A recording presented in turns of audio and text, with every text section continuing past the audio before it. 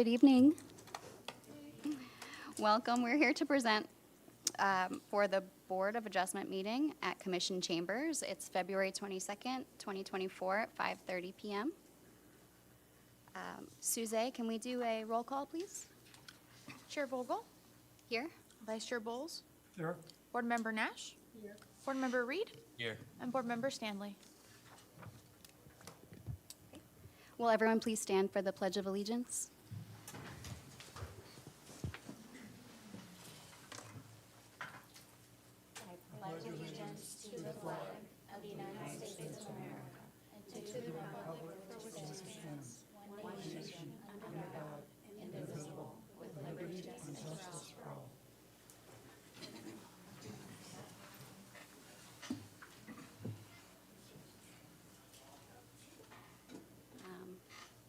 Mr. Baggett, is that you? I haven't met you before. I'm Christina Vogel. Nice to meet you. For the record, Lee Baggett, City Attorney. Thank you. You were not here last time, so I have to administer your oath. Okay. So if you would stand and raise your right hand. I, I, repeat your name. Christina State your name. Vogel, Am qualified under the Constitution, laws of Florida, and the Code of Ordinances for the City of Stuart. am qualified. Do you have it in front of you, by any chance? I don't know. Okay.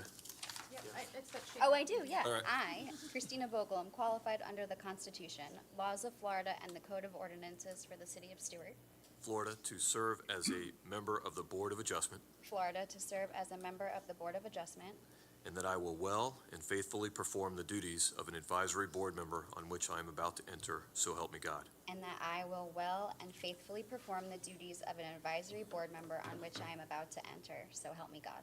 All right, thank you. Thank you. And Chair Vogel, I just wanted to remind you that in the desk in front of you, there's like a reddish, pinkish laminated document that kind of spells out the rules on going through the quasi judicial. It can help you. It's like a guideline that'll help you. I think I already have it, but Okay, all right. yeah. Oh, I see, a little bit different.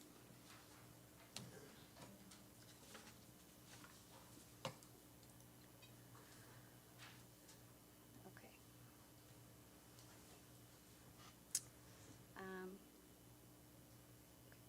Board members, may I please have a motion to approve the agenda for tonight's meeting?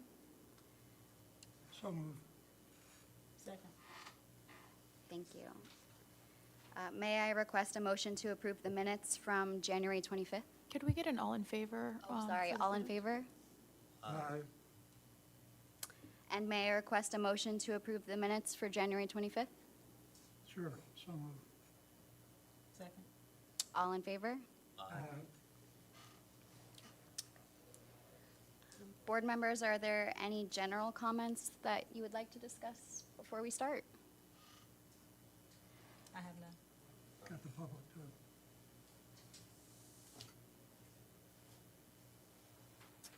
Okay.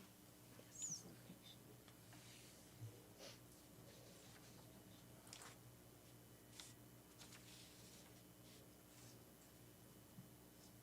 Okay. Is there any comments from the public? I don't have any blue cards. No note cards? Okay, thank you.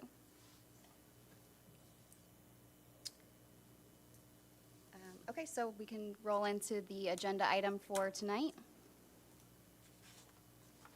Okay. Action item, we've got the order of a variance approval for 203 Southeast Sailfish Lane. Can I ask a question? Is resolution number petition number? Mr. Baggett?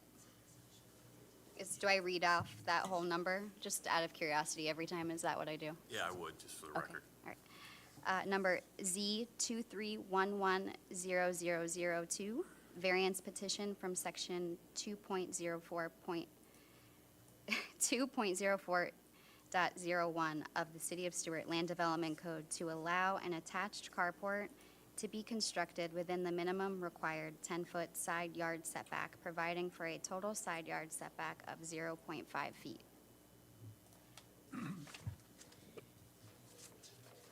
Staff, would you please report? Sure. Good evening, Chair and members of the board. For the record, my name is Michelle Arbazow, Planner 1 with the City of Stewart Development Department. Tonight, I will be presenting agenda item number 3 for a variance petition submitted by the property owner, Sally Sloan. Before we move on, for the record, City Attorney Lee Baggett, if we can, just have the board members disclose if there are been any ex parte communications before we get started. And also, I'll need to put people under oath who will be providing testimony. Okay. That's new for me, so I'm going to jot that part down. Well, if you look at the pinkish card I had mentioned to you, it kind of goes step by step, just so you don't miss stuff. We need to Okay, make sure I'm we just going comply. off of my last meeting's notes. Okay.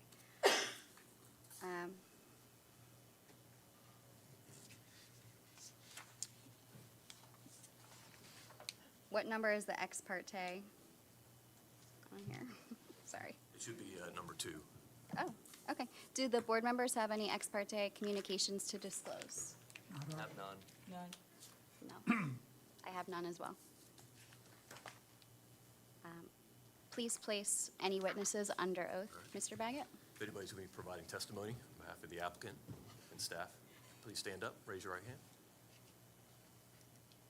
The testimony that you're about to provide, do you affirm that it's truth, the whole truth, and nothing but the truth, so help you God?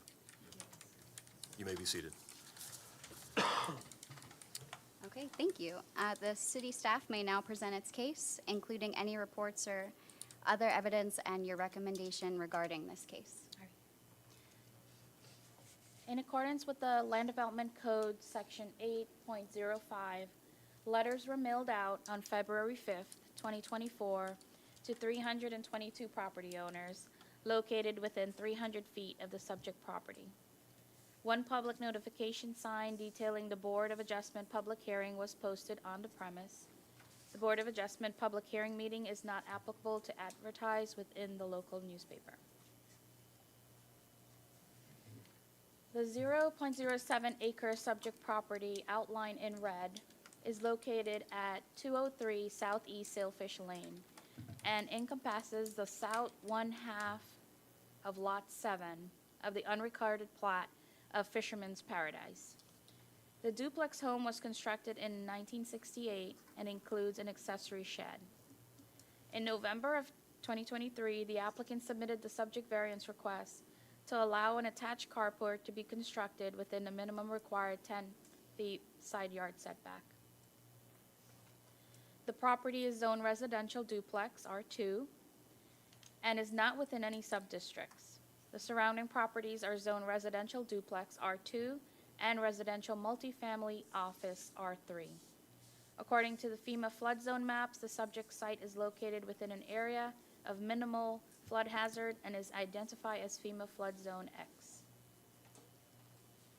The property's future land use designation is low-density residential. The surrounding properties' future land use designations are low-density residential and multifamily residential. In accordance with the Land Development Code, Section 2.04.01, Table 5, the minimum side yard setback for R2 two-family zoning district is 10 feet.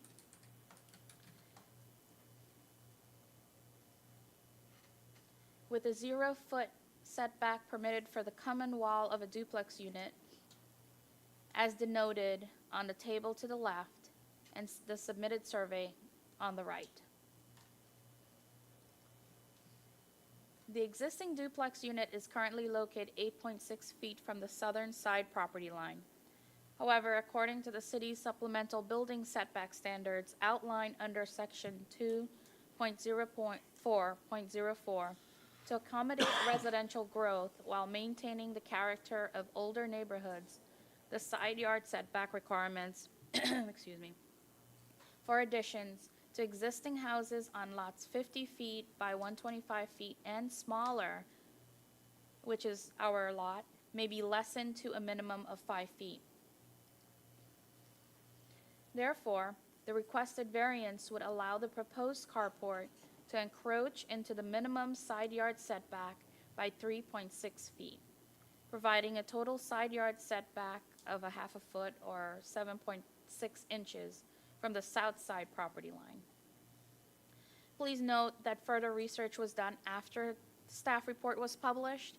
The staff report do not have information regarding the lessened side yard setback. Staff will amend the staff report to include section 2.04.02 for historical purposes and to state that the setback required is 5 feet due to a smaller lot size. As depicted in this slide, the petitioner previously had an awning installed in this location. However, it was difficult to roll back by herself, so it was eventually removed. According to the applicant's submitted pictures of adjacent properties on Sailfish Lane, there appears to be various structures constructed within the minimum side yard setback, including utility sheds, awnings, and carports. As previously mentioned, the petitioner mailed letters to 322 adjacent property owners located within 300 feet of the subject parcel. The Development Department did not receive any correspondences from the public regarding these mailers or the sign posted on the parcel.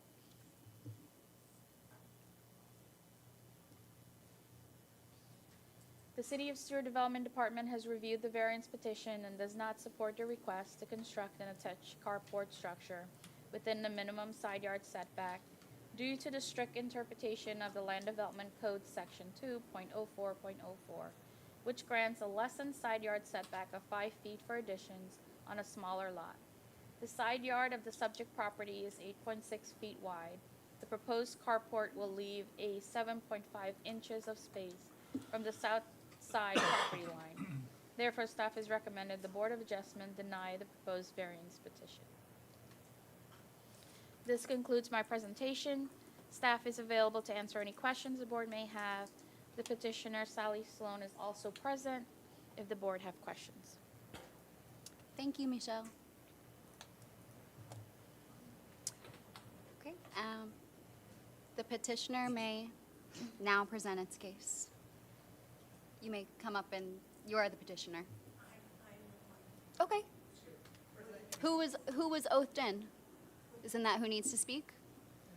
Mr. Baggett?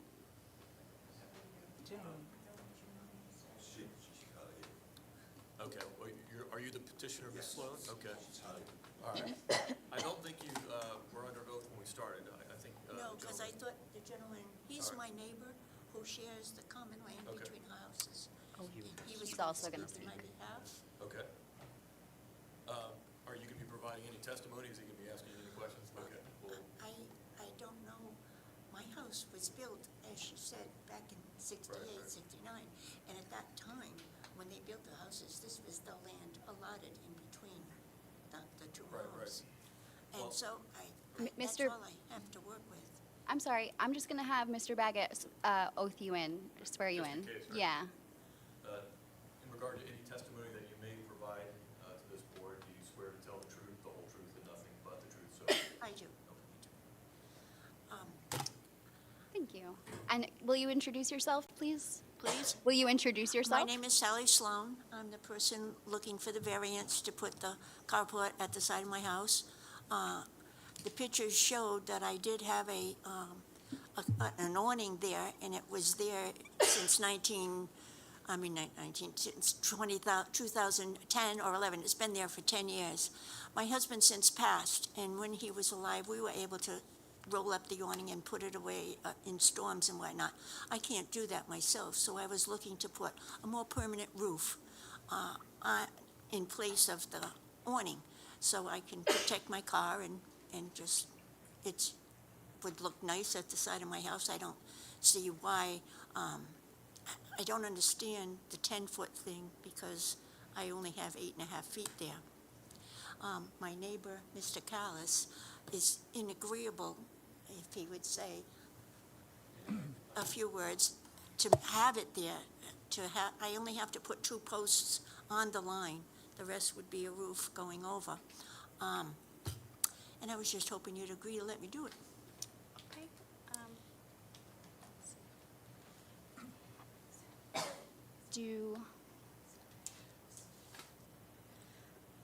Could I ask, are you going to have a contractor put this up? Yes, Pioneer Screen has been to my house and, you know, looked at the thing, and they said that at the time, they said, you won't get the permit because of the offset on the side of the house. So this is why I've filed the variance. See, I had the awning there before, and before all this started, I came down when he said, you're not going to be able to do this, you're not going to be able to do this. So I came down and I spoke to somebody at the office in there and explained my case and said what was happening. And they said, we'll get back to you, Mrs. Sloan, in a couple days. Well, a couple days went by, and I got a telephone call from the planning office that said, hey, you're all set. You don't have to worry. Your guy can go and get the permit for your thing. Being stupid as I was, I didn't say, what is your name, please, who you're calling? Could you give me confirmation and you're telling me it's okay? And I didn't. I was just so happy to hear that it was okay, right? So from then on, I couldn't do anything, and I had to do what we're doing today. I've just been overwhelmed with this whole ordeal. Do any board members have any questions for the petitioner? I'm sure we have a lot, but who would like to go first? Well, mine would be more for the contractor, but, Pioneer Screen is the contractor. They're well-known in the city of Stewart. well, I assume he's going to apply for a permit. Well, to yeah, Get to yes. that point. He already applied for it when I was told that I could do it. That's why I took my awning down, because they said they would do it. I said, okay, I took it down, and now it's nothing there, assuming I was going to be able to install my carport. So the contractor applied for the permit? And they said no. And then went in for the permit and they denied? When was it? They denied the permit? Yes, he said they denied the permit. That was probably back in the early fall. So it's taken all this time to rectify the situation. And I had a driveway installed back in 2021 and had my house surveyed. And I had to do a new survey. They told me that my survey needed to be updated, and it was only 2 years old. Nothing has changed. So I had to spend the money to do that. I had to spend a great deal of money sending out 322 letters. It's a complicated process. It sure is. Yeah. Again, I'm not sure, it's a question really for the contractor, but maybe staff could answer it. When and if they apply for a permit, will drainage off the carport roof be addressed, where the drainage goes? And how it's handled? That would be taken into consideration regarding the impervious calculations and drainage, yes. Okay, so it's nothing I have to cover at this point. For all I know, this is a variance if to allow the carport or not. All right, okay. Just if I can add to that, that is part of the permitting review or the zoning review. We do have to look at drainage, and they will give us a calculation based on what the code says. Thank you. I don't know what you were saying. I'm sorry.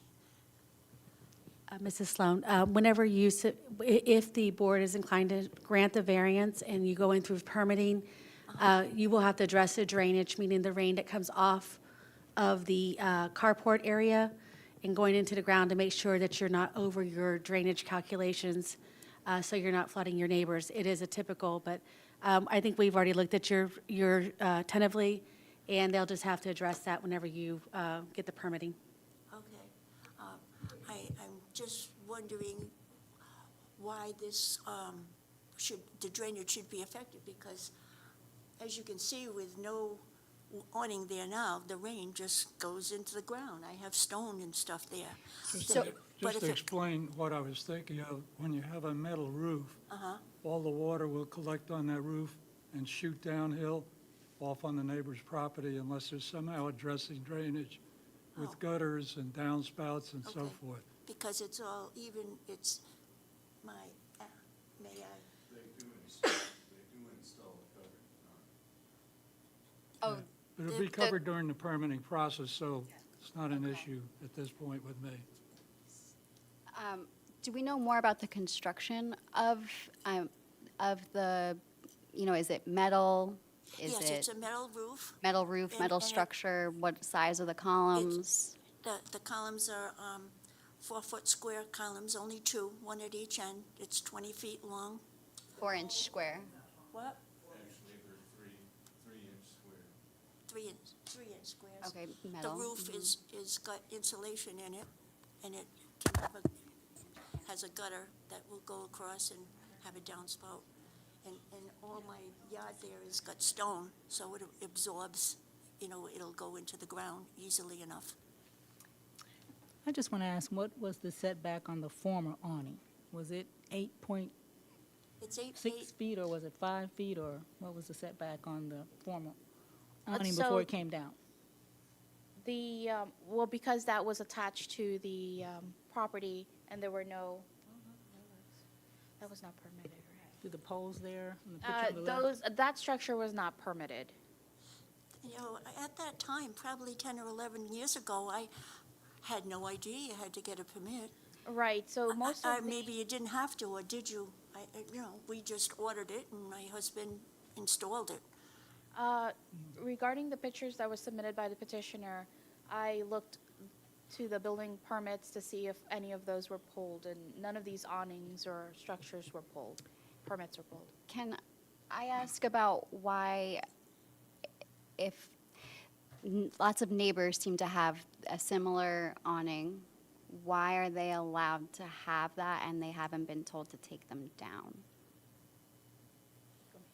They were probably put up 15, 20 years ago, and I don't know what the permitting status was at that time. Right, I'd love to hear what Jody says about Oh. this, because it's a permitting, and is this allowed? Why is this allowed? Chair, I can't answer why the other awnings are installed. That would be a code enforcement issue. Right. In this case, typically the way code enforcement works today, you would have to have a neighbor complaint, and we would go out there and look at it and address it from there. But that typically would be a code enforcement issue. Have there ever been complaints about these in the past? Is there any code enforcement records that date back and say that people are upset about these awnings? I don't have that information in front of me. Thank you. So from the photos, can we tell, it doesn't appear that that awning is only a half a foot from the property line, or is it? The former awning. From the photos, it doesn't appear that that awning, the former awning, was a half a foot from the property line. It was right on the property line, So those two poles are right on the property line? yes. Well, maybe an inch or two in, the line being here and the post being probably like this. It wasn't over the property line. So the new awning will be right in that same, Yes, yes. approximately the same size, I guess is Yes, what I'm asking. yes. See, they told me that I only have 8.5 feet, and originally they said I needed to have a 3-foot offset. Well, 8 feet and offsetting 3 feet only gives me 5 feet. I wouldn't be able to put my car in, Okay, right? that's true. That's the case. Well, aside from setbacks, I assume everything that gets built will be in accordance with today's codes, building codes. Correct. Board member. And is there any, Jody or Michelle, is there any fire codes that we need to be aware of? I know that they're already adjoining duplexes, but putting up a structure right on the property line, and let's say the neighbor comes back and also wants to do the same, and now those roofs are touching. During the permitting process, the fire department will review. Okay. And obviously, if it's metal, that's not going to be a really big hazard, but something to consider. So, yes, that is correct. So when I sat with Mrs. Sloan and talked to her about Pioneer Screen, she's looking to do like a metal roof with a 3-inch insulation. It'll be slightly, have a slope to it, so it will drain properly with the two pole structures that will have the footers. That will, instead of having a canvas awning like she currently had previously, where it winds get up to 70 miles per hour, they have to remove that canvas awning and the frame, could be damaged or not damaged. So she will properly permit this, and it will be a metal roof type structure, just like you see on your screen enclosures. Okay, thank you. Any other questions from the board? Yeah, I have a question. So they're here in order to do this is for staff, for a carport? What if they put another awning up, or an awning is not allowed in setback either? An awning is allowed, and it can go out to the property line. However, with the carport, the problem is those rods that are coming down. Okay, because this is an awning now with the rods coming down, right? Is it? Correct. So this is actually a structure. It has footers. If she was to just add a cantilever awning without the footers or the post, that would be accepted. However, most of those structures they're built as a frame, and then they have a canvas awning on top of that. And there's certain speed requirements during windstorms that they are required to remove that awning. And Mrs. Sloan is not capable to Yeah. be able to get up there and remove that awning, so she's asking more of a permit structure. That's a really good question. So now you pointed out that it's actually better because it's not fabric, it's not something that's going to catch fire, it is a metal structure that's going to be put in rather than just the fabric canopy that, Right, metal, yeah. And if I had a question for staff too, so all these addresses up here with awnings and stuff, I mean, is it safe to assume, I don't know if anyone did research if which ones are permitted and which ones are not then? I did. None of these are permitted. and you don't need a permit for the fabric do. awnings, or you do You need do. them? You do. There is an Oh, awning. okay. Yes. All right, so it's just an unknown to go back in there and try to flag everybody with the code of lot of- ordinances. yeah. And A lot of all of people. those are up against the property line of their neighbors? Yep. All of those. All of those neighbors are up on- against the property line of their neighbors? Half Correct. foot? With the awning, it can go, because it's attached to the house, it could go out to the property line. These are without the legs. It's kind of sticking down. So is that the definition of a carport versus an awning, something that has legs and something that doesn't? Or is a carport considered to be enclosed? So our definition of what you're seeing on the screen today, of what their adjacent neighbors have, those are what's called a cantilever awning. They don't have legs, they don't have footers. They really just are structurally sound and attached to that main house, and they just cantilever over. Typically, they are supposed to have a building permit because of the structure needs to be engineered to make sure it meets certain wind loads. And also that canvas that wraps around there has to be fire rated. And then there's certain stipulations of when that should be removed based on wind speed. The awning that Mrs. Sloan, or the carport that Mrs. Sloan is requesting is the definition of a carport. It's open interior, it's not enclosed, it has footers, it has poles stuck in footers with a true roof line. So it's almost like if they engineered it, like, how they do the awnings, how they make them out of aluminum, they wrap them with fabric, couldn't they Right. fabricate a carport very similar to brace it? If you didn't have the legs going to the ground, it'd be considered an awning? So I don't believe that's what Mrs. Sloan is requesting. So the awning, typically a lot of them are retractable, you see Right. them on TV where they, Yeah. I think a lot of them have them to protect their cars. However, Mrs. Sloan is requesting an actual It's- carport. That, awning it's like a screen enclosure. Well, I was just thinking, like, if you didn't have legs on it, right? Yeah. Support legs, it'd be considered an awning. Correct, and we did speak to Mrs. Sloan about that, but again, her concern is when there's storms, she would not be able to remove the canvas awning. That could affect her neighbors. It could blow off, it could damage the structure and damage other properties. So she's requesting to put in a carport that will be per the Florida building An awning. codes with the proper footings and a real roof line Yeah. that will drain properly. Typically, they have the super gutters that come down. So it would be it's almost like a screen enclosure with Yeah. the roof line, yes.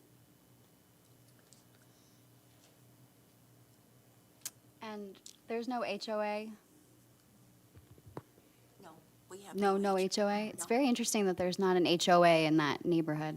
No, there I think you can only speak if you're sworn in. Is that correct, Mr. Baggett? Oh, is that public comment? Secretary for the board, Paradise of Stewart Board of Directors. And she's going to be providing testimony on behalf of the applicant, not. Are you, okay, are you, I was going to tell you about our association. oh, are you speaking on behalf of Ms. Sloan? Yes, Yes, then please, I'm a neighbor as well. okay, please, Mr. Baggett, that's correct, right? We can swear her in now? Okay. In regard to the testimony you're about to provide, do you swear and affirm to tell the truth, the whole truth, and nothing but the truth, so help you God? I sure do. I'm on the board of directors. Come up and speak at the microphone, please. It's very formal here. I'm on the board of directors for Can you- Paradise of Stewart Incorporated. Can you state your name again? Judith Burkhart. Thank you. And we are not a homeowners association. We are not a condo association. We are a private corporation. Our articles of incorporation are filed with the county, and that was from 1969. They were restated in 2018. Our association only controls our community property at the riverfront, which includes a clubhouse and some land. Okay. Each individual owner, we have no control over what they do, what they want to do, what color they paint their house, what they put on their roof. We have no control over that. We're responsible for our private street and the waterfront property and clubhouse. So as far as we're concerned, Mrs. Sloan can do whatever she would like, Okay. as long as it doesn't infringe on, and other neighbors or whatever. That sounds like the And I'm best two kind houses of, away, and I think she needs it. oh, this sounds like the best kind of HOA. I like this. It's not an HOA. Right, well, Yeah, exactly. We have rules and bylaws, but we have no teeth to really, we can't put liens on property, we can't do any of that stuff. So, thank you, Ms. but we are a Burkhart. corporation. Could I ask Mr. Callis to speak? He's my neighbor who has the adjoining land to my house. Yes, you may. Please come on up. Yes. And just repeat your name for us. Alan Callis. Thank you. Yeah, she adjoins my driveway. I have no problem with it. She's had that awning up there as long as I've lived there. And, it's not a problem. With the legs coming down, that was not a problem either. And we both have gravel driveways, and we don't have any problem with, drainage. If there's a car there or an awning, I don't know what difference that makes Okay, as far as drainage. thank you. Okay. Any other questions from the board? No, I'm just really trying to wrap my head around the whole awning carport thing, because I think there's ways to construct it to where it wouldn't be considered a carport. It's And you just wouldn't have been it's in just this a roof coming situation. out with two poles No, I that I understand. back my car underneath, right? Yeah, Just logistics of correct. Like, how there's it's ways to, worded. yeah, there's ways to build it, in my opinion. I mean, I'm not an engineer or anything, but without the legs, to have the support where it cantilevers off and, What cantilevers off would be covered with an awning. Wouldn't, then it'd have to be much more expensive to be hurricane. I mean, that I don't know. I don't. And those cantilevered structures that have the awning on it, the awnings would deteriorate in the sun. It would, do, yeah.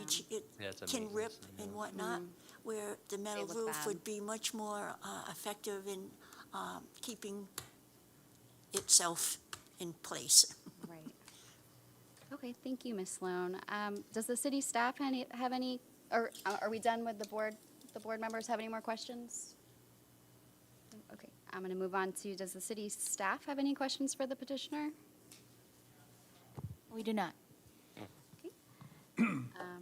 Does the petitioner wish to offer any rebuttal testimony? Does that make sense? I'm going to skip that one, okay. And does any member of the public wish to comment? If so, you have 3 minutes if you are here. No. I have a question. This is for staff. Is there any awning or carport that's permitted in that neighborhood at all? I did not check every home in that subdivision, but the pictures that was submitted, I checked the addresses and there were no. Okay. Are there any carports in the neighborhood?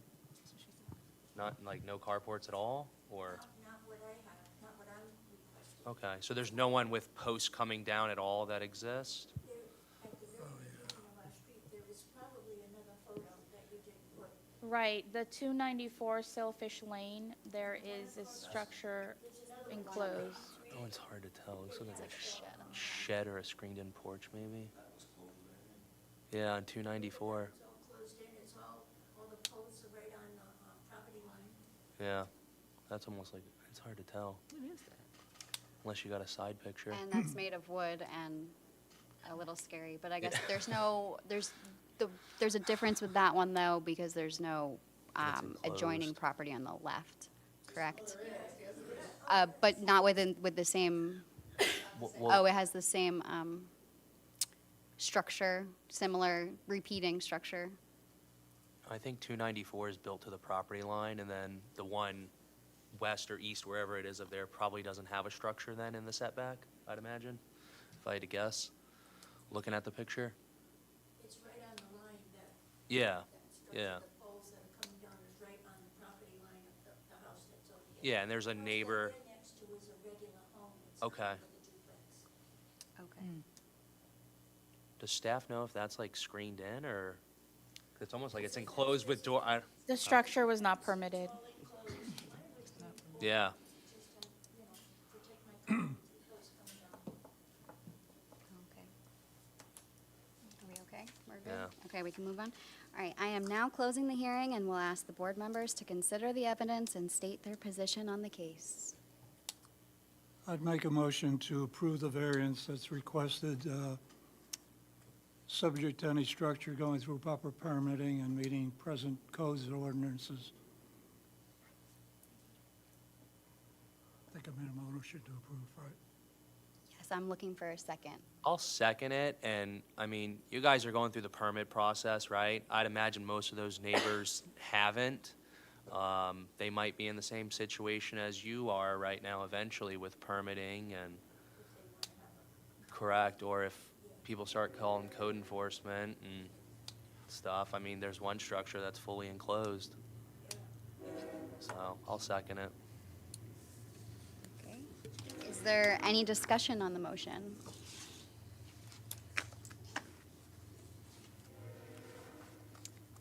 Ms. Nash, anything? Dr. Nash, no, we're good? Okay. That's got my questions already. Will Suzette, the clerk, please call the roll? Is there any public comment on the motion? Oh, is there any public comment on the motion? Seeing none, I'll call the roll. No. Okay, now let's call the roll, please. Board Member Nash, Yes? Vice Chair Bowles, Yes? Chair Vogel, Yes? and Board Member Reed. Yes. All right, congratulations. Hey, you followed the process, so Yeah, right. that means a lot, And there's no other cases, so we can adjourn. right? I mean, you're following the process.